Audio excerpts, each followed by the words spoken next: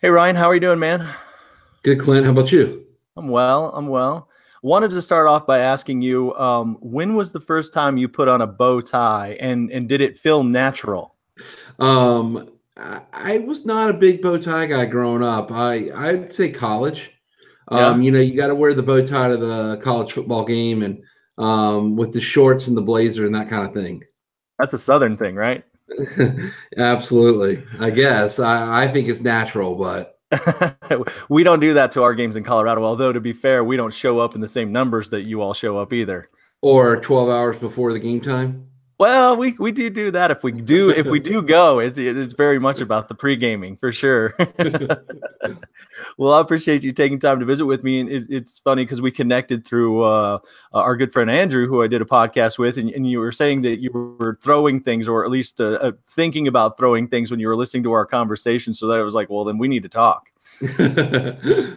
Yeah, just I think y'all were using language that's becoming commonly used and it's being misinterpreted. But All we'll right. Well, talk let's about that. Yeah, let's start there. So we were talking about the idea and the concept of decoupling the MLS and the association. And obviously, there's a lot of talk going on right now around changes in the MLS world, which immediately impact associations. But what's your sense of that conversation? Is it one that's worth having, or is it Well, I something? think it's definitely worth having, but the way y'all framed it was decoupling financially the association and the MLS. And I think for association leaders to do that, when you say financially, what do you mean, right? We've heard for years, oh, we'll only use MLS fees for MLS services. Well, you know what? MLSs are structured mostly in a for-profit manner. And as the association in most, in 70 or so or percent of them are the sole owner. Well, the MLS should be making a profit for their owners because it's structured in a for-profit manner. And so let's take the profits from the MLS, invest it in the association, supercharge the association and their value to the industry in that area where that association operates, and really produce some value. When you're looking at that, and I'll just give you a little bit of my background. So I came from an association that was a part of a regional that had no direct revenue stream from that entity, and so I've spent the better part of, our association spent the better part of 2 decades, being completely decoupled. The only financial aspect was because it was a for-profit entity. Any tax liability that was created to the association was reimbursed to all of the associations equally that were owners, so that it didn't create a liability to the association, but there was no actual revenue stream flow. And so I have a very different perspective on it, but obviously you don't, and many others don't have that structure. And so there's a real concern about removing that revenue stream. Well, no, it's not the revenue stream because I view it as, as an owner of the company, as the association being the owner of a company, that company, it's not set up as a nonprofit. It's not set up not to make, even associations as nonprofits shouldn't be set up to necessarily not make a profit, right? Right. It just has the exempt purpose. What I'd say, you wouldn't go to Google or even Zillow or anything else and say, okay, don't turn a profit this year, right? You have value, and as that value, you should be able to charge what you can in the marketplace. If that turns a profit, then there's room for you in that marketplace, and as such, you could then reinvest those profits to supercharge the association. Yeah, and I think one of the aspects of that is the idea of just supercharging the MLS itself, and then having the association stand alone. And so, in terms of that revenue that you see coming from the MLS, what in your worldview would be an appropriate amount of that? Because there's a large amount of need in the MLS world to make sure that you're able to invest in large tech advances from time to time. So you Well, got to have well, solid reserves. So I, what's your sense of what that right balance is? I don't think of that. That's going to be different, right? Like, so yes, the MLS needs to invest in its own core business, right? And that's where you look at these for-profit companies out there. They invest money, but they also distribute earnings to their shareholders, things of that nature. So you've got to do both of those, right? But I think, how much profit the MLS can make is based on their expenses, based on their income, based on what they can charge without, because you got to remember, if an MLS gets too expensive, another MLS is going to move into that area and compete with it. And we all know that most agents and most brokers, especially under MLS of choice, are going to go to use the MLS that best fits their needs. And one of those things that best fits those needs is, what's my return on my investment for that access, right? Like, any technology product out there, like, if I pay $100 for something, and why would I pay, $30 for T-Mobile when I can pay, and why would I pay $100 for Verizon if I can pay $30 for T-Mobile for phone service, right? If it gives me the same thing. Now, if the network's not the same, which, in MLS, when I think of network for cell phones, it might be that, and the coverage areas might be the data listed in that MLS, right? Is that enough of what I need? And so I just say, what, you can't think of MLS as making money as a bad thing, right? Because it's for the benefit of the owners, especially if you could decouple the idea of a realtor and an MLS subscriber meaning the exact same thing. Yeah, and I think the point where some brokers would step in and say, well, it's not about your ownership and it's not about the MLS being oriented towards the ownership profits. It's about providing the best service to us, because ultimately we're giving you our data.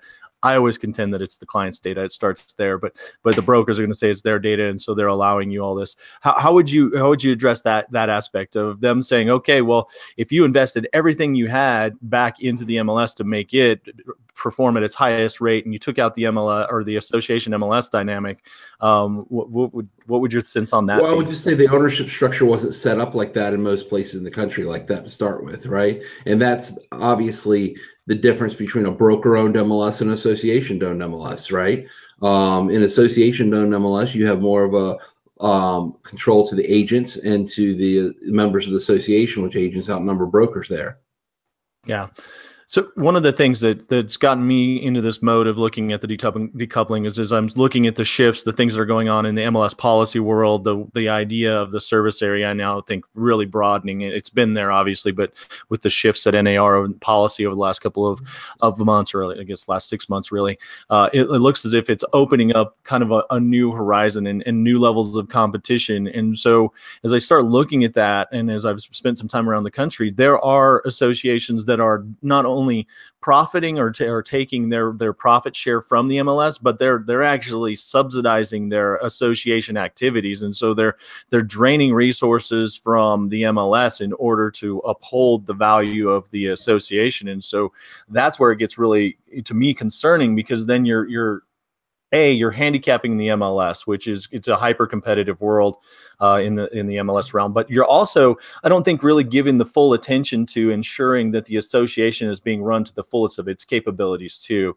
And so I think that's where a lot of the concept for me and this thought process around decoupling the two has really come forward, because it seems as if there's this preference, and rightfully so in many instances, to focus so much on the running of the MLS to maximize the profit that then the association extracts profit from, and then temporarily or in a almost part-time capacity, they then run the association. And so to me, it becomes this cycle of damaging each of the two entities when you have that type of a philosophy.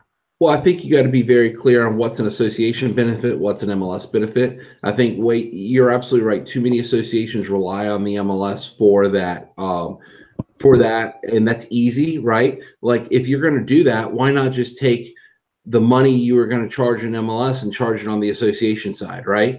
That's the easiest thing, because the way I always look at it and say, the guys, if you're not willing to, I say this on the association side, there's really only two things. Like, everyone says, well, what do you do with all that money, right? That's what members always say, right? Yeah, absolutely. And I say, there's only two things I can do. Reduce, as I get more money in, I can either reduce fees or provide a member service, right?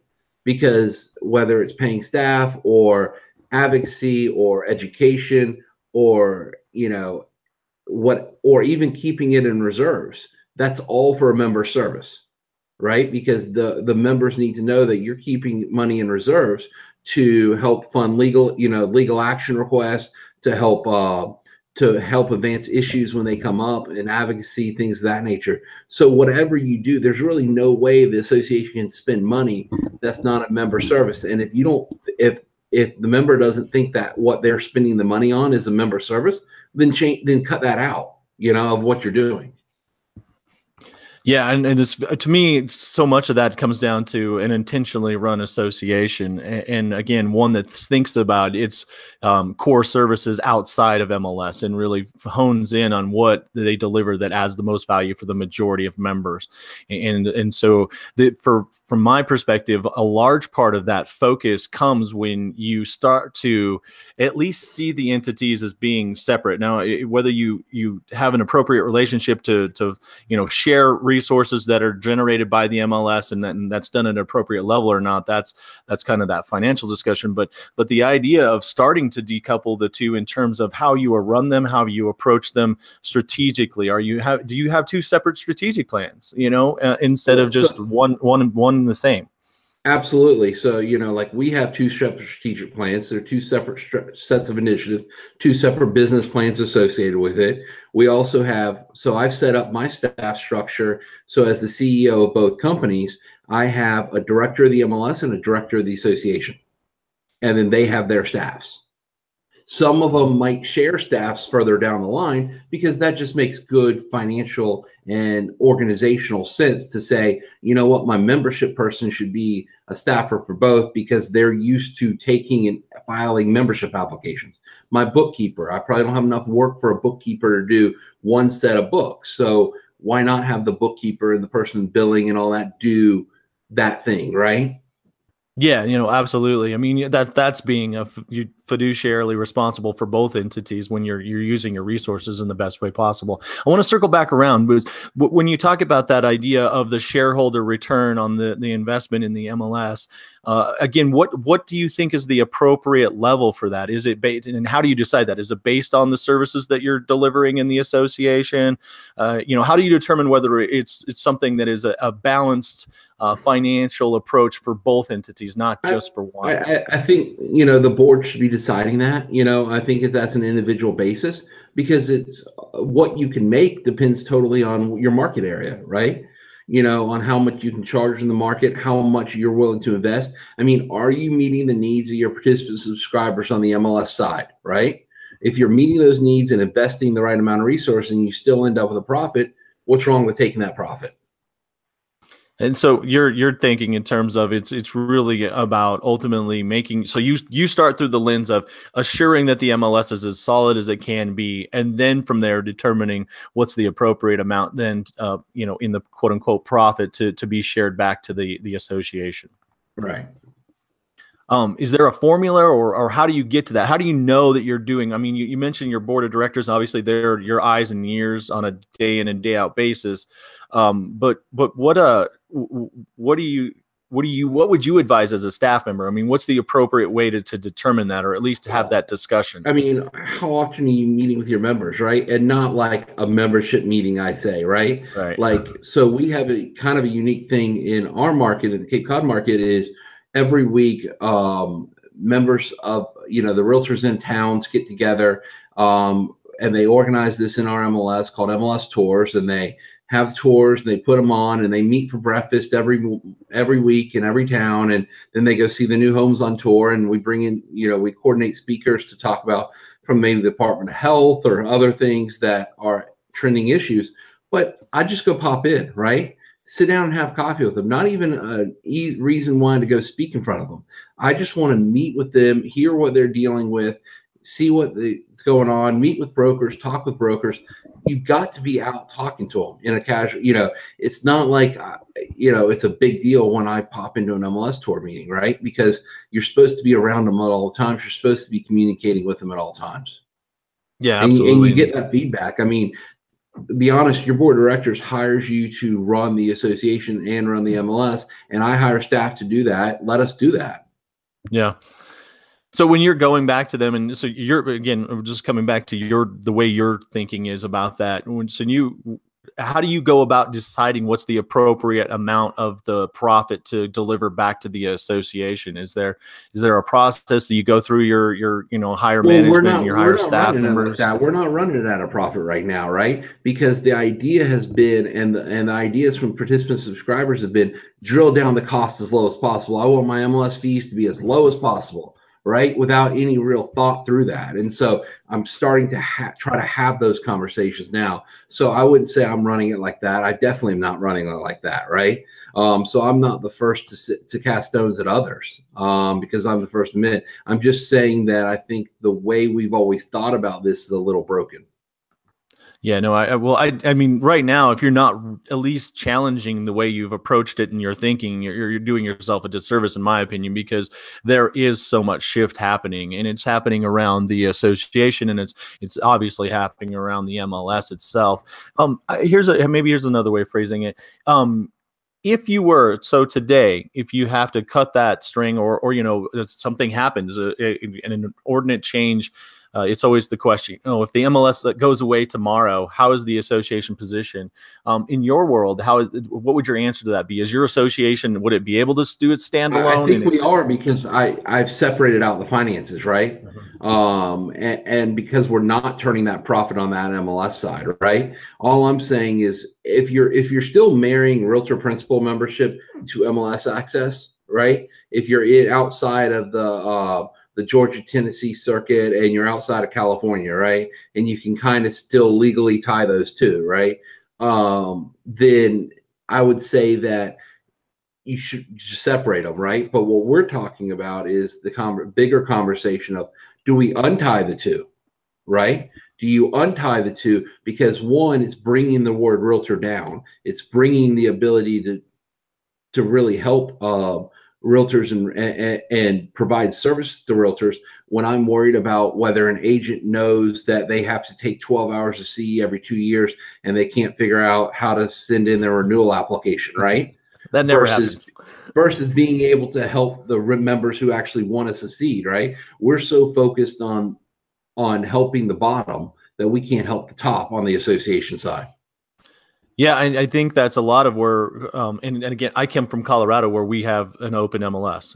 There's a different fee structure based on, and those who again freak out about it, like it'll be the end of the association. So we had no direct, compensation from the MLS. Is an open MLS, and our association still lived. And the funny thing is 2 decades later, there are still plenty of people that still believe you have to join a realtor brokerage in order to get access to the MLS, even though it's widely promoted that it's not. It's just funny that, there are things that we think that we know that we don't even take time to challenge. And that's especially in the day-to-day activities of what we do. And so for realtors, obviously the MLS is the day-to-day activity. Well, I mean, you got too many of our members and we don't do a good enough job anywhere of explaining the difference between a real estate agent and a realtor, right? Yeah. Too many of the members think it equals each other, or still to this day. Yeah, and I mean, obviously NAR and lots of other folks have spent a lot of money trying to create that differentiation in the consumer marketplace. And as you point out, we still don't, even in the industry, it's not widely known what the difference is. Absolutely. Well, let's change up the subject matter here a little bit.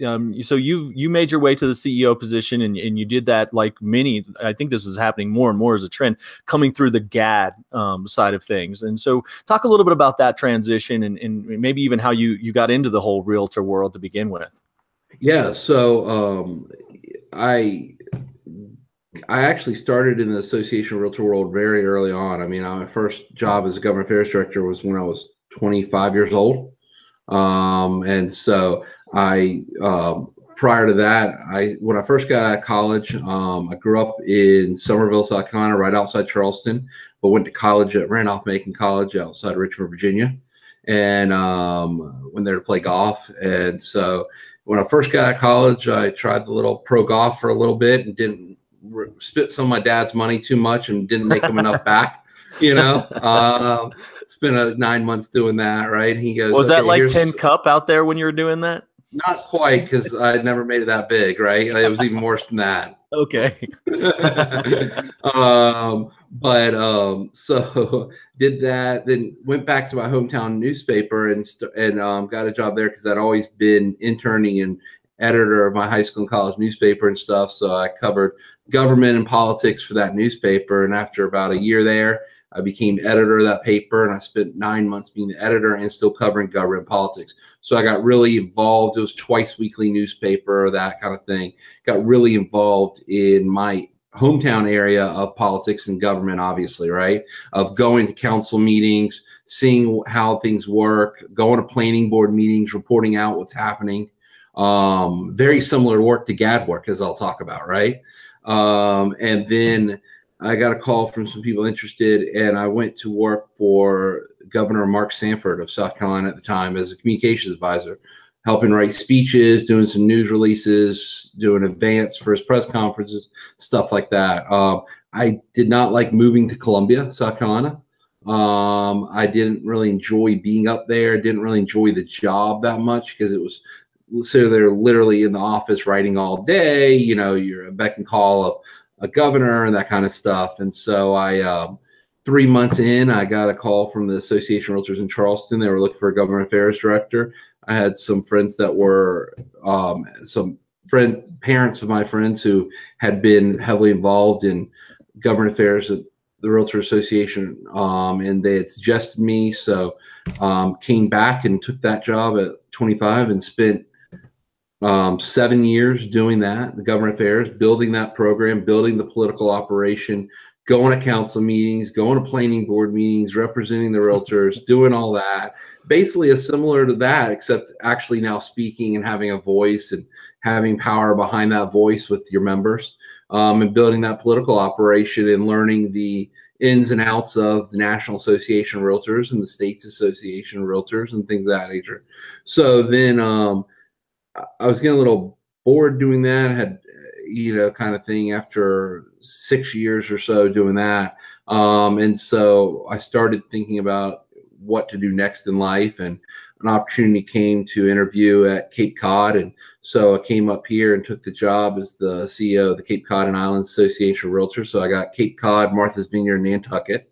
And so that presents challenges because yesterday I was on Nantucket, and you go for a 3 o'clock meeting and you're taking an 11 o'clock boat for an hour, and then you got to wait till the boat that you can get back in. And if it's bad weather, you get stuck out there and everything else. So, but anyway, so I've been doing that now for about 3.5 years.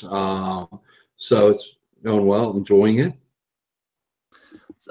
Let's circle back around to the advocacy piece before we leave that. Yeah. I just wrote a column that kind of highlights some of the trends that I see forming and things where I think associations need to be focusing. And one of those areas was speaking to the concept of advocacy adaptations. So, you know, the core standards kicked in, and we've been doing this now for about 3 years, and you have some associations that were really adverse to any level of advocacy starting to, I think, understand and appreciate the value of the advocacy. You have the National Association of Realtors now being supported by, you know, kind of a unilateral approach that it's integrated into states, it's integrated into locals.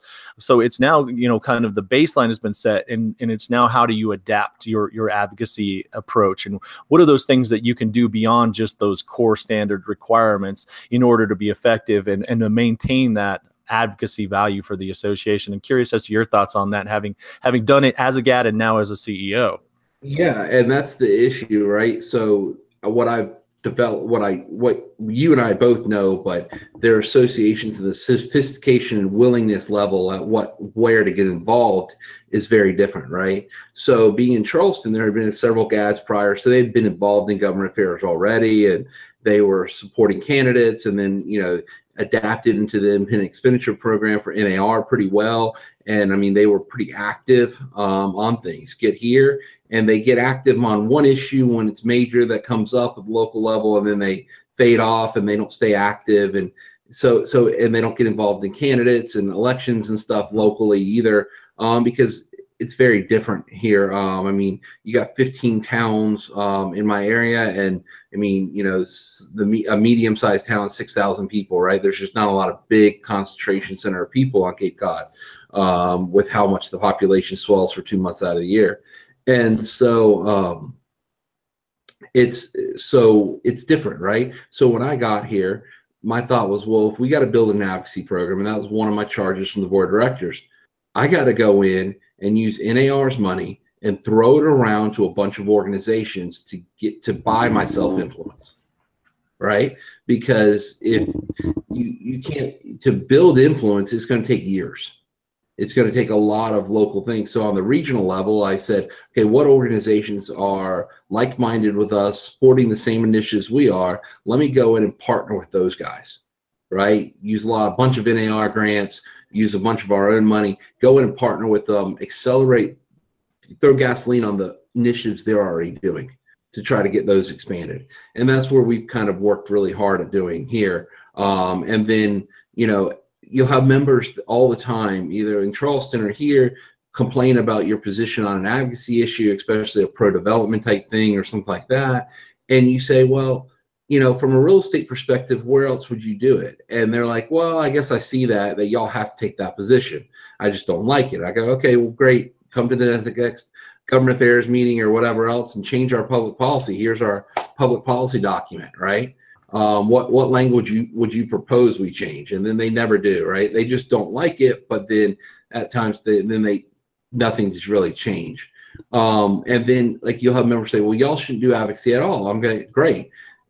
They're the first member to come to you when a transfer tax is proposed, or when, you know, here dealing with today, not only a transfer tax proposed, but short-term rental regulations, more short-term rental regulations beyond the scope. They're the first ones to come to you and say, well, what are you going to do about it? Well, you're the one that told me not to do advocacy, right? Yep. You know, so you do it, and members at the end of the day will get it. And I think one of the things about advocacy that we have to be changing the way we do things is, I get really tired of members talking about, our association executives in these Facebook groups, and you and I see it all the time and stuff like that, talking about member appreciation events, or what are we doing to thank the members for being members? And I sit there and say to myself, what are we doing? What is the members doing to thank us for organizing the industry for them? Where's the association appreciation event? Where is the, I mean, but seriously, right? Like what would your life and your job be like without the association organizing these activities for you? I think the majority of those folks would just say it would go away. You know, they're like, you don't bring value, you don't add value, so I'm not worried about it. I don't need to appreciate it. That's what I'm saying, is that the other day when all those things pop up, right? You have to realize that I say this, right? Like local association realtors should be doing what members, what real estate professionals would get together and organize and do collectively in the absence of the local association. The state association of realtors should get together and do what, in the absence of the locals, in the absence of the state association, locals would get together and collectively do that they can't do on their own. Same with the National Association of Realtors. They do collectively what the states would get together and do. If you think about it like that, you really pare down all these arms and all these split person, you know, all these services you do, and really focus on really two things that an association of realtors is about at most every level: professionalism and advocacy. Yeah, I couldn't agree more. The advocacy piece, you're right. You're going to get criticisms, but what I always say is that if you want to assume a leadership role and you want to add value to your community or your industry, be prepared to be criticized, and for not everyone to love everything that you're doing. But it's better that they're criticizing and concerned about what you're doing than to have them not talking about you at all. And when you accept the leadership role and you want to do things that matter in a community, it's going to be difficult, and it's not going to come with universal praise. Absolutely. And if someone calls you and criticizes you for being involved in something, that means your involvement matters, right? Like, I don't care about the people, those gadflies at meetings who get up and complain about everything, right? Because their opinion doesn't matter. So if you're complaining about someone, it's because what they're doing matters. What do you think is the kind of that next level of advocacy for those that do start to you know, integrate some of the IE stuff and the independent expenditures? You're doing things at a, you know, at a high level. What's beyond that? You know, kind of just utilizing what's there in terms of the NAR resources. Like, how do you take your advocacy program to the next level and really emphasize what I think is, you know, a unique position for associations, because no one else does the advocacy piece, you know, whereas education is highly competitive, to some degree professionalism is overlapped with what state requirements are and all those other things. Hello. Is that an Yeah. actual, or is that a real phone? Like a ringing phone? That no. But Oh. I do it because the problem is, right? Like if I have it as a song or something, right? I'm Yeah. gonna just like start singing along and not No, think it's a phone ringing, right? So I was hoping it was actually a rotary dial phone. no. But you know what? That's my ringtone. That's always been my ringtone because I used to have like something cool, like a Jay-Z song or something, and then I'd start like singing or rapping to it or dancing to it, and I would never answer the phone. So let's circle back around to the idea of that next level of advocacy. What does that look like for you? Is it possible for associations? Without, I'm going to say this word, but I don't mean this word in the way everyone else means it. It means, I mean, the data, right? It means really collecting and getting data on your members, but not only just data on your members, but how you use it effectively, right? Like you're seeing some associations out there really starting to figure out CRMs and integrating into their membership management systems and getting that data. And that's where I'm really interested. I'm actually sitting down in the next couple of weeks with Julian and Justin Allen, who are now at Real Strategies, part of the, at Target Smart, right? Mm-hmm. A member data, not even just consumer data, but member data. Who are my most active members that vote? Who are my most active members that give to political contributions to candidates outside of RPAC? Right? How can I leverage member data on my members to engage those that I'm not currently engaging? And I would say this on advocacy, like when I sit down and what I find is, like everyone talks about millennials and getting them more involved with association and all that kind of stuff, right? Like, so I have so many people around, I'm 34. And so I have so many people around my age that sell real estate on Cape Cod doing good business. They don't want to come to a meeting, but they're willing to call me up and say, hey, can we grab a cup of coffee? Can we grab a beer or whatever? And I go meet with them and they're engaged in saying, okay, what's the coolest tech stuff you're hearing out there? Here's my problem, my business. What are things you're seeing out there that can solve that? Or on advocacy, they care about the future of their community. They care about making sure that we have attainable housing. They care about making sure we have jobs. They care about making sure we have transportation and open space and parks and all that kinds of stuff, right? So they care about that kinds of stuff. And then when I start talking about what we're doing, they say, thank goodness we have you, right? And that's the thing is like, that's at the end of the day, members, I think at the end of the day, pay an association, the ones that to do the work that they don't have time to do. Absolutely. I think we get caught up in this concept of if members aren't being there and we're not getting a head count on them, that they don't get value from the association. But there are a significant number of members who simply pay so that they don't have to be that guy that goes to all the council meetings on a Tuesday night or whenever it is, and I'm that wonk that was willing to do it, or there are other, gads and folks out there that are focused on advocacy that are willing to do it so that they don't have to. But if they can tap into you when they know that it's important, when there's something that's, needed, that's where their value proposition comes from. And so I think that's where some associations struggle with the advocacy component, because it's not a headcount thing in terms of the value that it offers. And then of course there are the people like, well, you're gonna have all these free riders anyway, so even if they don't join the association, they still get this value. Like if you're caught up in that trapping, to me you're missing the point of do something for the industry regardless of who benefits. You also or the also consumer for that matter. But that's also how you're seeing it, too, is, I see savvier realtors saying, you know what, as realtors, they go to their clients and say, as realtors, we take care of all this for you. This is what we've been doing for you. And so that's where you see that benefit, right? You can't say that if you're a non-realtor to your clients is here, here's the things that we've taken care of for you. But the other component of that, that's where that MLS comes in, right? That's where I'm talking about the profit on the MLS side to reinvest in the association, right? Because of that idea that that we're going to do things to benefit the industry, whether you're a realtor or not. So you should share in some of that, right? So that's where I'm talking about some of that profit. You see what Bright MLS launched when they combined was that they're going to give money back to their local associations to do advocacy, right? Because that benefits the entire marketplace. And that's where I was trying to get us earlier, is like if you are going to commingle the financial aspects of it, it has to be strategic in how it's delivered. It's not because we have an event that we've been doing for 35 years that's a money suck from the association, we need to backfill that with MLS dollars. It's if you are going to do that, it has to be with strategic intention of one supporting the other, not it needs to be a symbiotic relationship.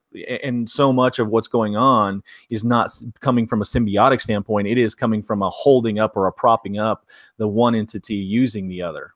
No, you need to use that association. And when you have an association that's focused on what they're supposed to focus on, which is just professionalism and advocacy, right? Like professional, when I define this, people say, well, there's more to it than that. I go, not really, not when you think about it. Professionalism in kinds of education and code of ethics and the enforcement process behind code of ethics. And educating members about how to be and legal issues and the implications of that. That's professionalism, right? Advocacy is, you know, what's going on in the industry, but it's also promoting the realtor to the consumer. It's also, you know, housing market statistics. That's advocating for the market. You know, you can't define advocacy in this limited role of government affairs. And well, and again, another one of the failings. And so when I'm working with folks and I'm talking to them about advocacy, I promote the 4 I's of advocacy, because where most people go when they hear advocacy is the lobbying component, and that's all or the governance, whatever it is, the elections, that's all they see. But I think where you were headed is exactly where I want entities to be when they think in terms of their advocacy. It includes investment in the community. It means involvement in the community. It means making sure that there's accurate and viable information being utilized in the community through the media, through your members, through the consumers. And then ultimately all of that helps to provide the underpinnings that you need to be influential. So when you do get to your lobbying, then it's been built on, hey, we're here, we're concerned about short-term rentals and what's going on there. But we know that we've been out in the community and we've worked with this entity or that entity trying to educate them about that, or we invested in this, so that when you're asking for decision makers to you know, consider your voice in any legislation that's being brought forward, you're able to point back to, we're a part of solving this problem. We're not just telling you what we think you should do. Yeah, and I think the advocacy and the professionalism goes so hand in hand. And I think of 2 big issues that our industry's had, that where you see so much of advocacy and professionalism and the associations that do it right are doing, right? So take tax reform and flood insurance. Yeah. Okay. So those are the 2 big issues where I think you've seen a lot of associations recently be able to show full circle between the advocacy and the professionalism. Okay. So you talk about tax reform. You know, we advocated on tax reform. We engaged our members on tax reform. We made changes that benefited realtors and their clients in tax reform. Good, you know, and then we've already had an association had 4 info sessions with CPAs talking about what, you know, what changed, and then also how it affects their clients and how it affects them as a business, right? And so you see that we advocated for you. Now we're professionalizing you, right? And they go hand in hand. Flood insurance, same thing. Every time flood insurance regulations change, right, we advocate for them, and then we go out and inform and educate the member to increase their professionalism in that knowledge place, right? So you see it, and I think those are the 2 best examples to say how advocacy and professionalism go hand in hand. You know, when I first got here 3.5 years ago, we were in a strategic planning session, and I had a member who, you know, was opposed to us doing advocacy, right? And I said, okay, what happens if the county wants to put on a tax on real estate on services? You know, if they want to start putting sales tax on real estate commission, well, you should hold a meeting of the members and tell them what's going on. And I go, and every single one of those members are going to look back at us and say, well, what are you doing to stop it? Absolutely. Yeah. And I think she looked at me and goes, well, I guess you're right. You know? And I'm saying, so we need to be prepared so that we're not creating plans at that time to what are we going to do to stop it. We have written procedures, written plans, written things to be able to spring into action to hold that meeting and say, here's the proposal that they're doing, and here's what we're going to try to do to stop it, and here's what you can get involved in and engaged in to help us stop it. Yeah, no, it's a cheat sheet. And most people aren't engaged in, especially at the local level, at a high enough degree to be able to affect change. And so you need to give them the tools to, absolutely, you should do that, but it doesn't happen organically. It has to be something where it's organized and they're given the opportunity and they know how to access and they know what to share. What I really liked is that you pointed out there, and it's again one of those things that I included in my 5 trends report about how this advocacy adaptation needs to happen. And that's when you do get an advocacy win, how do you carry it forward? How do you leverage that? And the example that you give about this tax reform is the perfect example of how you create value in advocacy efforts beyond those who are political wonks. So when you go out, you advocate, you do all the political stuff that they don't care to be engaged in, when it then translates into something that matters for their business, and you can be the first to deliver that information because you have the insights and you help to structure the outcome, it immediately enhances the value of advocacy for everyone, because now they can see it as something beyond just showing up at a city council meeting or supporting a candidate in an election.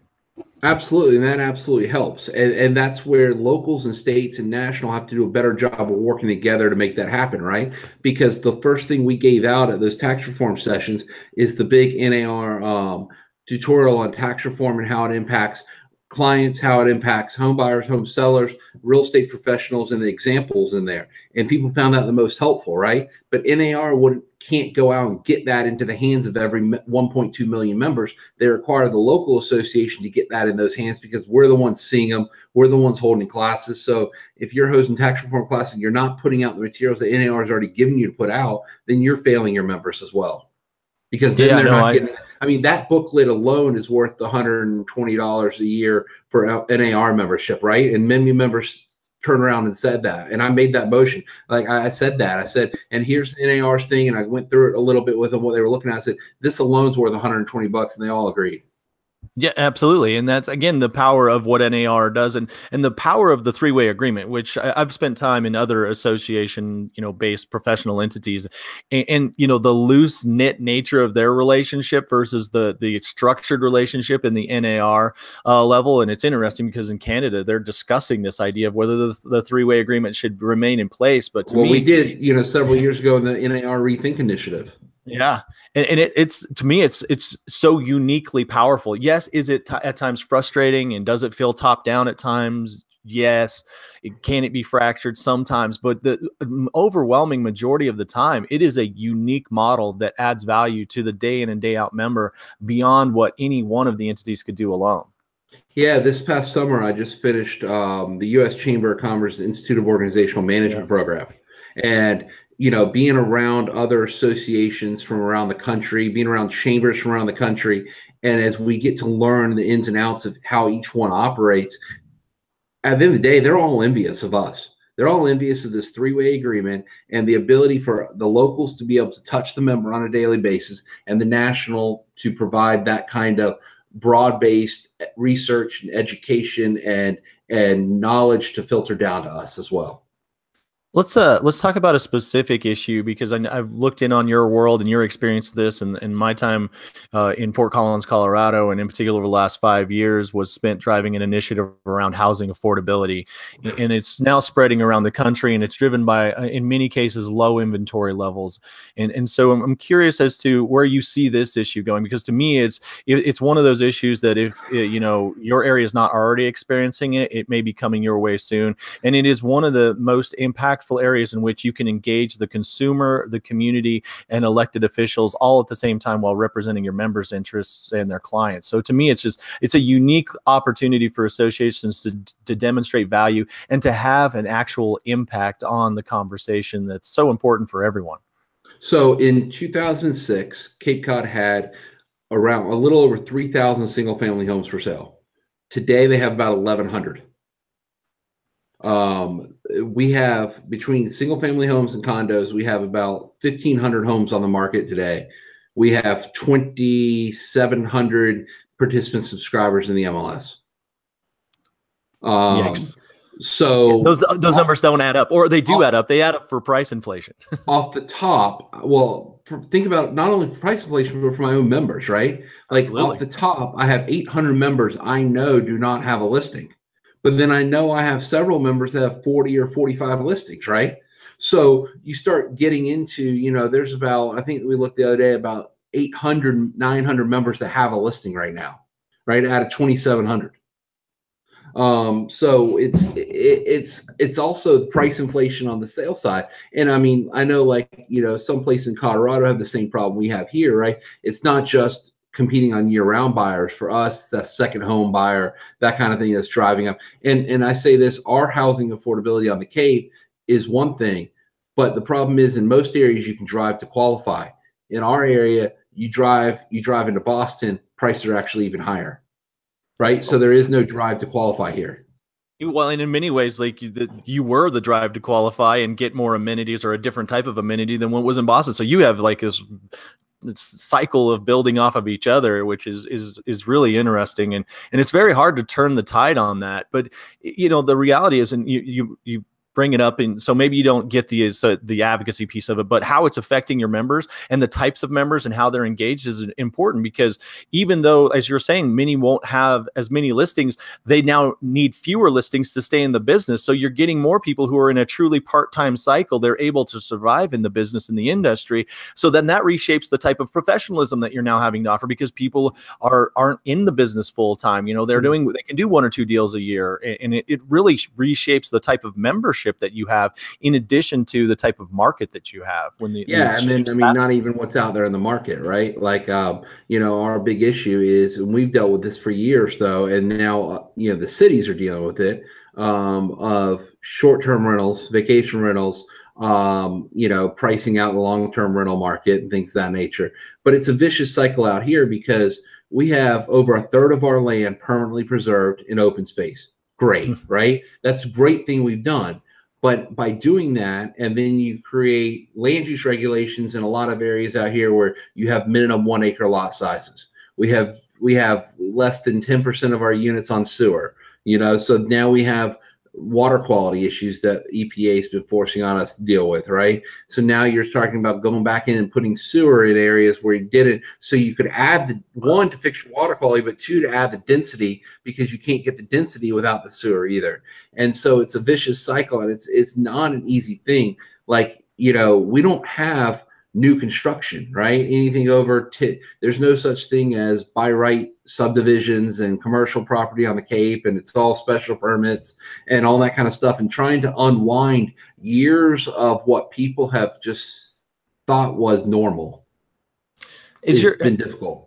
How's your government approaching that? Because, as I've tried to bring this attention here, and ironically, we decided to set our boundaries just through policy. We don't have, like, the island, but so, I mean, many of the same things that you're talking about, we have the open, all of that is happening. And so it's happening in different ways around the country, but I think ultimately everyone's getting this same issue put in front of them. And then it's going back and trying to convince policymakers that it's not just a market condition, that their policies, their regulations matter in terms of the market's ability to bring homes to market, to increase density levels, to, make housing affordability a relative term, of course.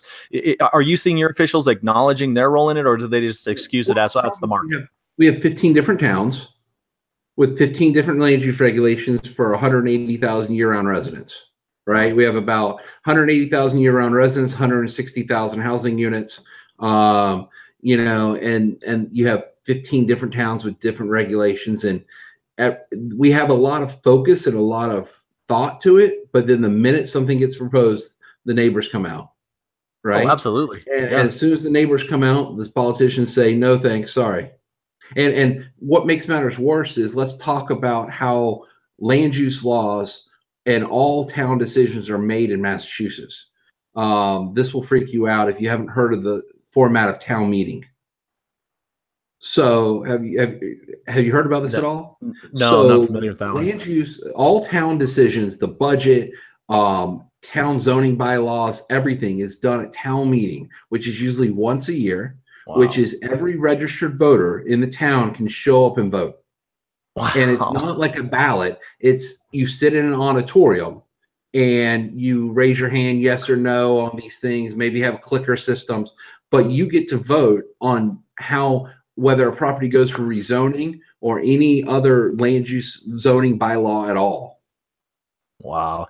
So that would And then lead to another one of, because we put in some circuit breakers to make sure that you can't go and just gang up on people, and create bad zoning or bylaws, they require 2/3 majority to vote in favor of changing a zoning bylaw. So if we want to do pro housing initiatives, we need 2/3 of that room to say yes. wow. That gets into kind of that other piece that I think is mission critical for anyone that wants to be effective in the advocacy realm. And you're coming from a realtor association. You have to find ways to tell your story in a way that's emotionally compelling and it's interesting because, as you pointed out, as soon as the neighbors show up, they just by their very nature of being there are given this emotional capacity, and they have this compelling message just because they're there because they care, whereas your industry and you don't care. So if you come as an industry representative and all you're banging your table about is the zoning changes, the property rights piece of it, you end up losing, especially in that kind of a scenario where it's man, and that is a popular vote to all emotions. There's no practicum to what they do. It's just how do we feel about it. Yeah, like, I mean, if they want to buy a fire truck, it has to go to town meeting for a vote to buy a fire truck. Wow. Okay. Wow. Well, good luck with that. But Hey, I mean, but that's the problem, right? So one town had town meeting. It took 4 nights to get through all the town meeting warrant articles. So you're there from 5 o'clock till 10 o'clock, 4 nights in a row. Well, how many people do you think they might have there by the 4th night? oh, yeah. I do. Well, the stalwarts and the people that, Or are the town very I live in is on a invested. Saturday morning from 9 a.m. and it lasts till about 3 p.m. So my wife, I asked her this past year, hey, do you want to go to town meeting today? And she, the night before, and she's like, well, what is it? And I explained it to her, and she goes, well, is there anything that's really going to directly impact me? Now I go, no, there's some pro housing initiatives and some things that we all think is good. She goes, but that's not going to impact me in my daily life. I'm not going to spend 7 hours on my Saturday to go do this. No, not in this world. That's for sure. Hey, we're winding down here, but I wanted to get your thoughts. I saw this week a couple of things on some of the blogs and stuff that were out there. There was a real conversation around having affiliate representation on the board of directors, and that that really sparked this conversation about whether affiliate members are truly members or how do you treat them versus realtor members, and what's their motivation as members, as affiliates. I was curious as to your thoughts on that. I don't have an affiliate committee or anything. I treat them more like sponsors, right? Like, are you a sponsor? Are you not? Do you finding value on that side? You have members that some affiliate members that try to get in and do that stuff. And I'm like, guys, we have enough people willing to do it. I'm just not into it. Now, there is some value in the outside perspective, but remember, if they become a board director member, they now have fiduciary responsibility of the association, and they have to understand that and recognize that and be willing to make those decisions like that. They're not representing affiliates; they're representing the association, right? So, like, I deal with this on the MLS side, right, all the time. And I'm like, well, MLS, should we be thinking about reconstituting our board to put real estate technology executives, outside companies type stuff on our board, people with real expertise in what we're trying to do? Because how many agents, and to that matter, brokers, really understand how MLS data works and how MLS systems work, right? So how can they really make those decisions? You leave the rules and you leave the fees and you leave the stuff members actually care about, which is just rules and fees. And, if you change a product, right? But leave the hard distribution and integration stuff to professionals, right? So maybe figure out how that's structured. But on the affiliate side, like, I just don't see the value. It's too much of this representation. Everyone deserves a seat type thing, but you have to leave that seat at the door when you get it. So. Yeah, I used it and I utilized it. We had an affiliate advisory council, and their chair was an ex officio member of the board. In other words, they weren't a voting member of the board, but they were allowed to participate in conversations. And I did use them as a resource. And as it turns out, they were for us around 20 to 25% of our membership, because we do individual memberships. And so it was important from a revenue standpoint, especially when you see a dip in realtor membership, to maintain those relationships. And they did have additional value, but you're very much right. You have to do this with your realtor members, right? You have to remind them that you're not there for your office's purview. You're not there because you run a team. You are here to represent your fiduciary responsibilities and help build the association so that it can provide value to everyone. And we had board orientation this week, and the thing I pointed out that hit home with a lot of them was like, yes, we have representative seats, like, large firm director, or mid firm, a middle firm director, or different geographic areas, but that's to ensure diversity. That's not to be able to represent those people that you're elected to represent. Yeah, no, absolutely. It's always a challenge though, when you have volunteer leaders and they come in and they go and you have quality ones and not so quality ones. I mean, that's one of the huge challenges of being a CEO, and very different. But let's be clear, you have quality association staff, you have not quality association staff. Yeah. And so, when I look at it is like, let's not think we're on our high horse here either. Yeah, no, that's fair. One other question for you. There's Elizabeth Mendenhall, and again in my trends report, I talked a lot about the shifting leadership mentality and how it's really starting at the highest levels between Bob Goldberg and Elizabeth Mendenhall, and it's, I think, starting to trickle down. But was intrigued this week. You've seen Bob, I think, really position the NAR to really be a advocate, a vocal force to push that industry forward, but not necessarily be as participatory in it as we were seeing previously. And then I saw Elizabeth Mendenhall puts together an MLS presidential advisory group. What would you like to see come out of that advisory group in terms of the MLS? Well, first I'd want to know what the purpose of the advisory group is, right? Like, usually if you have an advisory group or a task force or something, there's a purpose for them to achieve. And is it just to report on trending issues? Is it actually reporting on some kind of initiative or what they should be doing? I don't know. I'd be interested to see what the actual purpose was, because I didn't know about it until I saw it this week. So I don't know what the actual purpose is. What would you want it to be?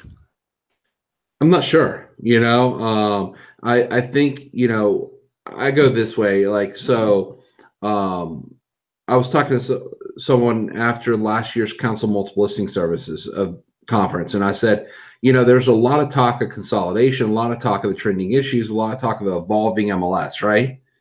But there's 660 or more MLSs in the country, right?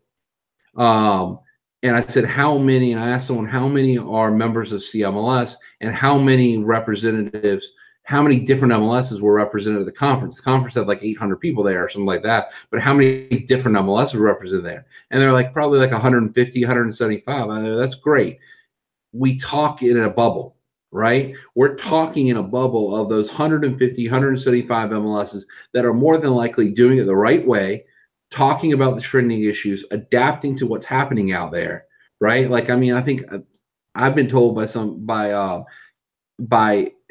the Zillow and the realtor.com, because they kind of see how many members are in each MLS better than anyone, because as they get the listing feeds, right? That at 2,700 participant subscribers, I'm considered one of the top 75 largest MLSs in the country, right? That shocks people that Cape Cod has that, like, would be in that area, right? Because there's so many smaller ones. But I think that at the end of the day, where I'm going with this is that you're not, like, you and I see it, these Facebook association groups, you see the MLS staff executives talking about, like, they run the association, they run the MLS, it's 45, 100, 200 members. They have no desire for consolidation. Their members have no desire for consolidation, right? Because their brokerages aren't in multiple markets, right? That's what people forget. Like, I have very few brokerages that are in multiple markets outside of my association, right? Because, like, maybe 4 or 5, 6, maybe, we were talking among Northeast MLS execs about some kind of Northeast data mart where brokers could go and get one single feed from all of us for their things. And I said, wait a second, guys, how many brokers are we trying to solve this problem for? And I listed them out and said, here's the brokers that are in more than 2 markets, and there was like 10 of them. Right. So when we think about this, I say, hold on a little bit. What are we trying to solve here? What's the problem at bay? Let's not just get wrapped up in national trends and this national conversation without realizing what problem you're trying to solve. It's a good point. I guess for me, I like the shift towards the accountability piece, ensuring that the RISO standards are adhered to. I mean, I love that, because we're trying to do that. Now, I can get on, the idea of RISO all day long, and I won't, because I keep it in house with my criticism there. But I think that there is not. Rezo needs to do better education of these MLSs out there too, of what some of them mean, you know, and what some of the standards mean and things like that. It's like NAR has mandated the compliance yet to this other organization, but yet there's no reach out to really educate. Like you go to Charlotte this year for AEI, and there's going to be no real, like you're going to be top level MLS stuff, but there's people that need basic level knowledge. Yeah, I'm going to be very intrigued to see where it ends up. We're going to wrap up here. I noticed that you've got a big change coming. You're going to have to start supplementing more baby photos for dog photos on Facebook. Is that what I understand? Apparently it's going to be all baby photos instead of dog photos, I'm sure. My wife is due, or we are due in June. So we've been. Well, that's super cool. Congratulations. Starting to get ready for that. Yeah. And that'll be a shift in that whole work-life balance thing, right? Well, you know, when I got married, it was like, wow, now I have to care. Now I have to make decisions in my life that don't just affect me. Right? Like, you know, you're able to, for years, to be able to just make decisions, and you're the only one affected by those decisions. And now you had someone else too. And then you add a dog to the mix, and now it's another thing. And now, you know, and then now you add the kid to the mix, and you're realizing, wow, I got my decisions that I make about my career aren't just limited to just even me and my wife anymore. Yeah, but it's pretty cool. I think you'll like it. And people think or judge you less when you actually dress your child and post them on Facebook than when you dress your pets and put them on Facebook. All right, I'll keep that in mind. Hey, you need to have me out. You need to take me to Fenway. I want to go to Fenway. I saw you went there. All right, absolutely. NAR is in Boston this year too for November yes. as well. All right, but there won't be any Fenway games then. Yeah, no, and I don't think you'd want to be sitting outside at that point unless you're bundled up pretty well. We'll see. You know, we braved Chicago last year in a cold weather. Hasn't happened, I guess, cold weather for a while, and so we'll see how Boston works out this year. Awesome. Hey, Ryan, thank you so much for reaching out. No phone throwing today. I feel like we accomplished everything we needed to. No, absolutely. And Clint, I'll tell you what I tell every other consultant out there. I bring you out in the winter, and if you prove your value, I'll bring you back in July. You got to earn your salt. Yeah, you got to earn if you got to earn your salt to come in here in July, because that's when I can get anyone here. That's true. Although I will say, everybody thinks that the Colorado kid is cold weather prepped, but when it comes to cold weather with humidity, because we don't do that, like it's a whole different level for me. So I'm not cheating. All right, man. Take care. Thanks for the time. Have a good one. Yeah, be well.